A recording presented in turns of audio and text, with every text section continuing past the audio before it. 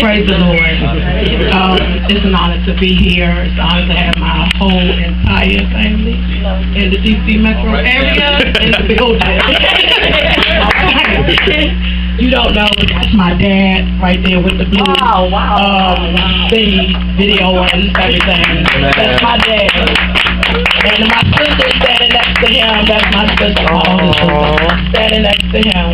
And y'all already know the rest of the crew. Oh, my daughter-in-law is back there, and my grandbabies are all over here, and I got to close everything. And that's Deacon Peterson. Well, I don't know if you're still Deacon. What are you now, son? Minister-elect Peterson, that's Marie's husband. Okay. So we know who everybody is. And y'all know my big sexy husband right there, so I'm sorry. Go ahead. I get my nerves, you know what I'm saying? So, all that helps. Y'all can have a seat. Ooh, okay. Let me pray. Dear Heavenly Father, we thank you for this day, God. We thank you for the opportunity that you have given me to stand behind your sacred death. God, I do not take it lightly. I ask that you sit Michele down and you stand up in me, oh God. Yes, God. And direct me in any way that you see fit, oh God. And that the people will be blessed. Amen. And whatever I have to say that you have given me. In Jesus' name, amen. Amen. Amen. I want y'all to know I've read this thing like 500 times. Change it. That's all right. I'm coming from Daniel 6, 1-3. Prophet Antonio is going to read those little 3 things for me. It's very short. It pleased Darius to set over the kingdom and 120 princes, which should be over the whole kingdom, and over these 3 presidents, of whom Daniel was first, that the princes might give accounts unto them, and the king should have no damage. Then this Daniel was preferred above the presidents and princes, because of excellent spirit within him. And the king thought to set him over the whole realm. Thank you. Make God and a blessing for the reading the word. Thank you, Bishop, for all in my message. I appreciate you. Yes, thank you. My subject for today is from misfit to magnificent. All right. All right.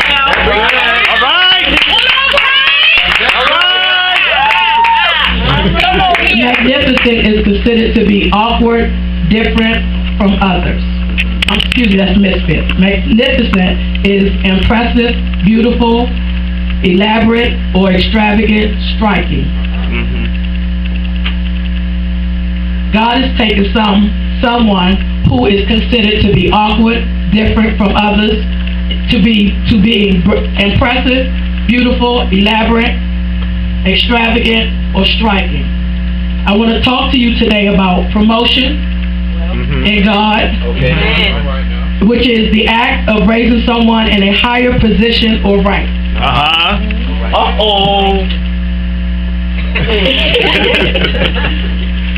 So I want to talk to you about Daniel today. Daniel was one of several children that was taken into Babylonian captivity. There he was taught the Babylonian customs and ways. However, Daniel never converted to their customs even while he was in captivity. My first point is misfit experience. This is where we tend to fall short. Now you may wonder when or where you are in captivity. Captivity is a state period of being held, imprisoned, enslaved, or confined. Some of us are confined by the lack of money, jobs, situations, imprisoned by our past hurts and sins, enslaved by our choices that we've made in our lives.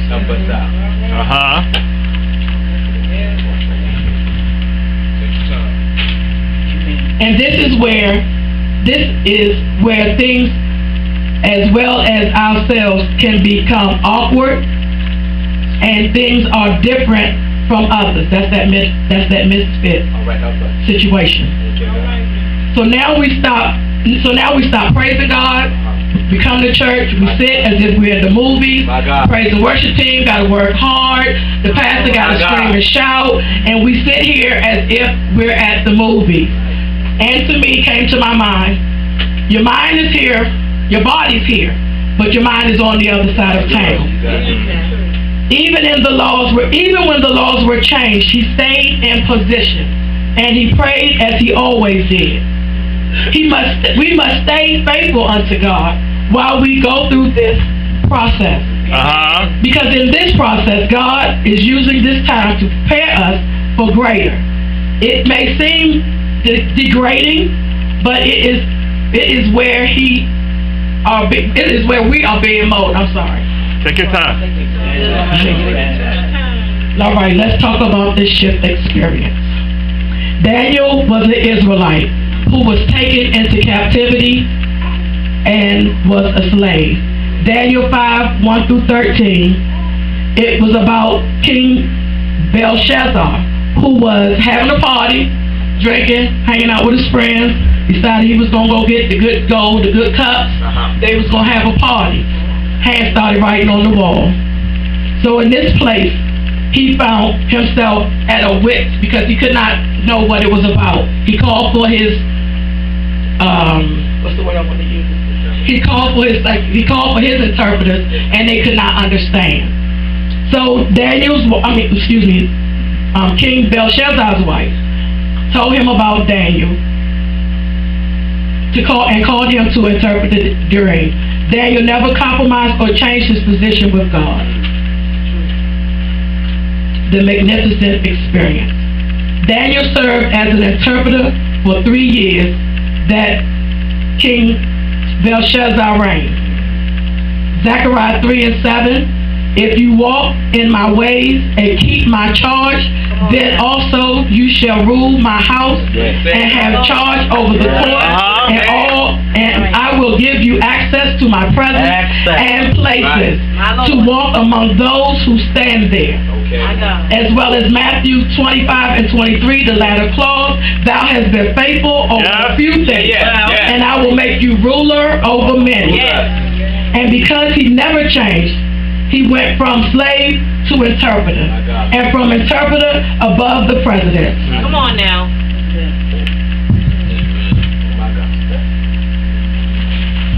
Daniel 6:28. So this man Daniel prospered and reigned of Darius and reigned of Cyrus the Persian. King Darius reigned for 35 years, and King Cyrus reigned for 30 years. My Lord. Daniel went from captivity to interpreter to being over and in charge of the president. And he prospered for a total of 65 years. And 2 kings in a reign in a foreign land. And I just want to take a pause right there, because a lot of times we are in a foreign land. We get pushed into uncomfortable situations.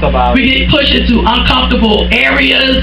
We're not sure, and sometimes we try to fit in, but that's why we are misfits to magnificent, because we don't fit in. We're never going to fit in. We're never going to fit into those places that we try or want to fit in. It's never going to happen. I tried it. It didn't work. I tried to bend to what they wanted. It didn't work. And so I spent my time spinning my wheels trying to fit somewhere where I was not fitting. So, and not only did he prosper, but every one of his accusers, that's everybody that ever talked about you, everybody that ever put you down, preaching to myself, I don't know about y'all, everybody that ever talked about you, everybody that ever pushed you away, sat on your gifts, didn't see you as who you were, those same people were cast into the lion's den. I know Daniel was cast there, but he came out. That's right. They didn't come out. They stayed there and they perished there. And that's the same way it's going to be with those who have come against you in your life. They're going to be the same ditch they dealt for you is going to be the very same place that they're going to be put into. Amen. You're talking good. Amen. So just in case, because I'm coming to my end, just in case you may think this is a one-time affair, let's not forget Genesis 37:6-11. Joseph came from the pit to the palace. Esther went from being in the harem to becoming the queen. 1 Samuel 16. David went from tending the sheep to being the king.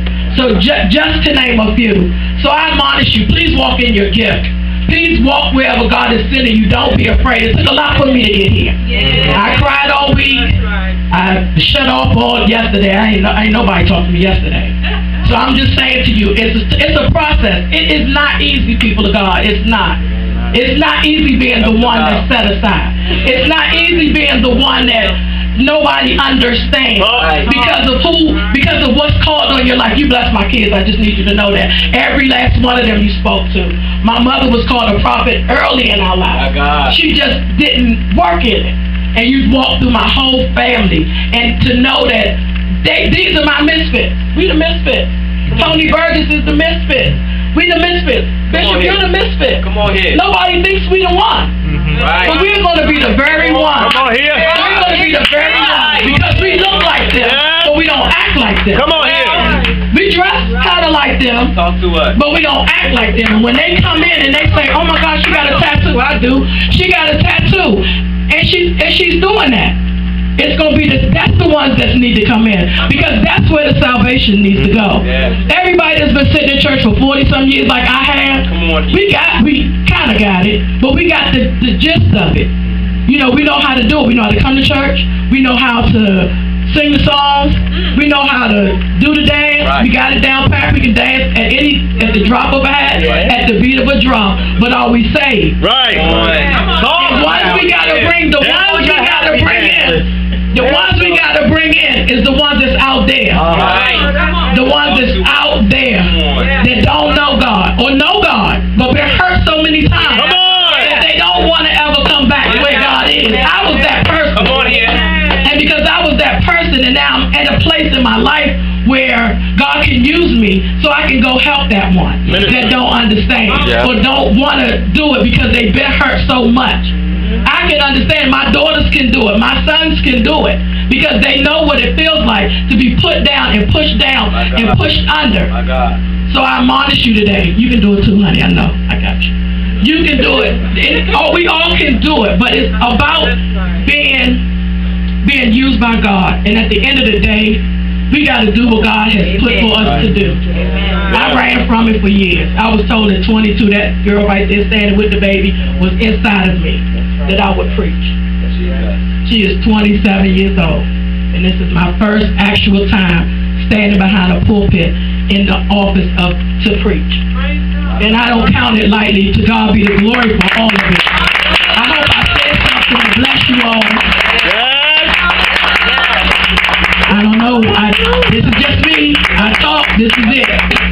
This is it. This is me. I don't know what else y'all need to hear or see. I don't hoop and holler, or whatever. But be you. This is it. This is it. And I just admonish you. If God is giving you a gift, walk in it. It is so much easier to walk in it than to walk against it. Because then you're constantly being pulled in two directions because you're trying to go this way and God is tugging at you to come this way. That's right. And it's an honor and it's a privilege to be seen by God in such a capacity as this. I don't take it lightly, I promise you. He sent me that charge thing on the text. I cried for it the whole day. I was just messed up because I promise you I don't take it lightly. It can only get better from here as I do it more. More. Man to God, I love you. But I'm sorry, but this is just how I am. I'm a real person all day. I don't cut corners or speak different. I love everybody, and when God had told me that this is what I was going to do, I count it as an honor. So to my children, I say to y'all, I know you're hearing it, and it's like, oh my God. Yes, oh my God, let's go. Because if y'all go with me, then that means I got a full set team to do what God has called us to do. Amen. And I ain't got to look for it. I got a full set team to do what God has called us to do. Amen. He didn't put us as a family and called preachers and prophets and intercessors for nothing. And y'all gone through some things. You know I know I'm your mom. Your mom has gone through some things. So that's why Bishop was all in my pieces of paper here with this process of being what God has called you to be. I admonish you.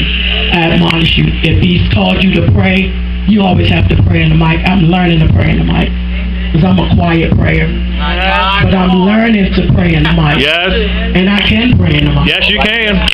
But I'm just asking, everyone. I love you guys. I hope I said something to bless you.